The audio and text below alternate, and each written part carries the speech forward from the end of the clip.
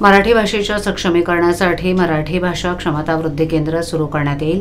त्या केंद्राच्या माध्यमातून मराठी तरुणांना स्पर्धा परीक्षांचं मार्गदर्शन, साहित्य संदर्भ, केंद्रीय उपक्रमांची माहिती दिली जाईल, अशी घोषणा उपमुख्यमंत्री एकनाथ शिंदे यांनी केली आहे। पहिलं केंद्र ठाण्यात सुरू करण्यात येईल असंही शिंदे यांनी यावेळी जाहीर केले। मराठी अभिजात भाषा सप्ताहानिमित्त आयोजित गौरव सोहळ्याला शिंदे प्रमुख पाहुणे म्हणून उपस्थित होते।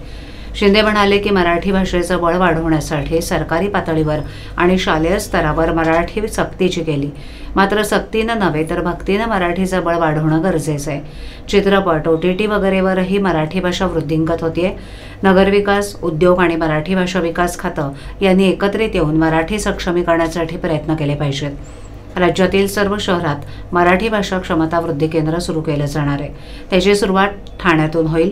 सर्व चांगल्या गोष्टींची सुरुवात ठाण्यातून होते असेही शिंदे म्हणाले। काही लोक मतांकरता मराठीचा वापर करतात, काही लोकांना निवडणूक आल्यावर मराठी माणसांची मतं आठवतात, असा टोलाही एकनाथ शिंदे यांनी उद्धव ठाकरे यांचं नाव न घेता लगावला। शिंदे मुख्यमंत्री असताना त्यांनी अभिजात मराठी भाषेकरता 1 कोटी रुपयांचा निधी घोषित केला होता आणि त्याची पूर्तता आता लवकरच केली जाणार असल्याचं मंत्री उदय सामंत यांनी सांगितलं। शासन जसं मराठी भाषेच्या हिताकरता काम करतं तसेच प्रयत्न नागरिकांनीही करावेत। सरकारला विधायक सूचना कराव्यात असं सामंत म्हणाले। मराठी भाषा भवन कुठे आहे असं घरात बसून विचारणाऱ्यांनी घराबाहेर पडून त्यांचे सुरू असलेले काम पाहावं, असा टोला सामंत यांनी ठाकरेंना लगावला।